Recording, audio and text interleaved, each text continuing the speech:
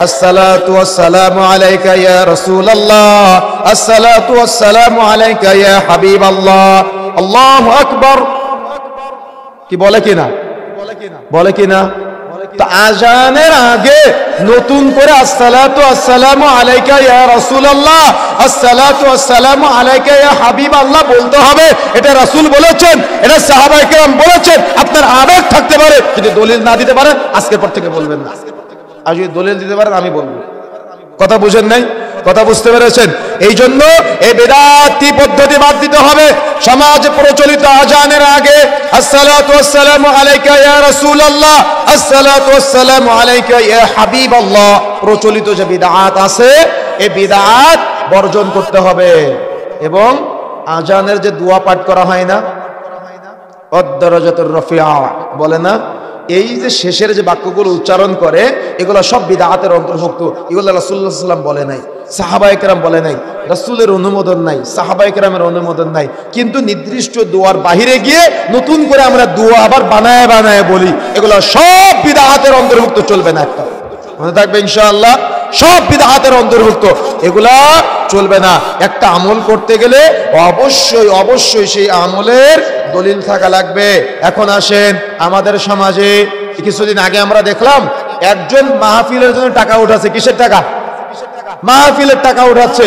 আপনারা হয়তো ভিডিওটা দেখেছেন, ওই রাস্তার ধারে এই বড় বড় করে তাসবিহ বানিয়েছে, বড় বড় বিশাল আকৃতি তাসবিহ। আর ওই ক্রেন ঘোরায় না, ক্রেন ঘোরায় দেখেছেন আপনারা? ক্রেন ঘোরায়, ওই ক্রেনের মতো জেটিকল বানায় এই বড় বড় তাসবিহ দানা বানায়, ওই একটা একটা করে টান দিচ্ছে আর সুবহানাল্লাহ, একটা টান দেয় আলহামদুলিল্লাহ, একটা টান দেয় আল্লাহু আকবার বলে।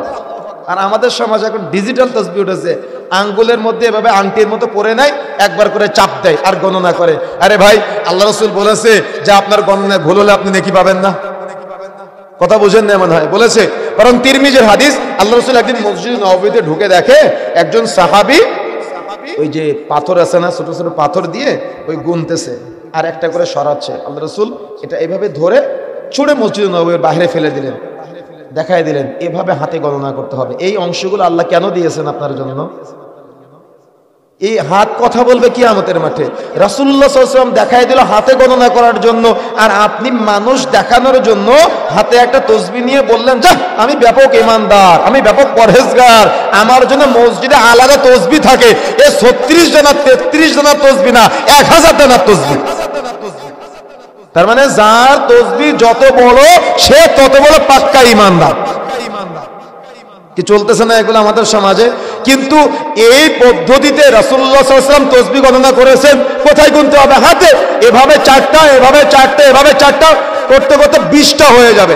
এভাবে আপনি 33 বার সুবহানাল্লাহ, 33 বার আলহামদুলিল্লাহ, এভাবে গণনা করেন না আপনি। কেন তাসবিহ দানা নিতে হবে আপনার? দেখবেন আমাদের সমাজ এই তাসবিহ দানা কোথা থেকে এসেছে জানেন? শূন্যতা রাগ করবেন, কষ্ট পান আপনারা। আমাদের সমাজে ব্রাহ্মণরা আছে না? ব্রাহ্মণরা আছে কিনা?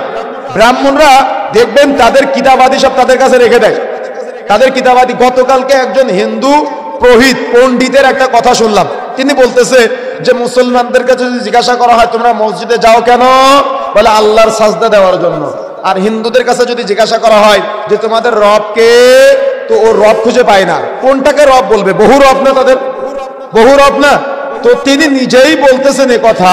দেখেন আমাদের সমাজে ওরকম এক শ্রেণীর হুজুর আছে যারা কোরআন হাদিসকে কুক্ষিগত করে রেখে দিয়েছে তাদের কাছে। কথা বুঝতে পেরেছেন? তাদের কাছে কুক্ষিগত করে রেখে দিয়েছে। কিভাবে কুক্ষিগত করেছে? কোরআন হাদিসকে বলে যে তোমরা বুঝবা না, এটা তোমাদের কাজ না, এটা আলেম ওলামাদের কাজ। কি বলে কি না এ কথা? এ কথা বলে কোরআন হাদিসকে তাদের কাছে রেখে দেয়, কুক্ষিগত করে রেখে দেয়। একটা মাসালার দরকার হলে আপনার কাছ থেকে নিবে না, তার কাছে যাওয়া লাগবে, যেতে হবে তার কাছে।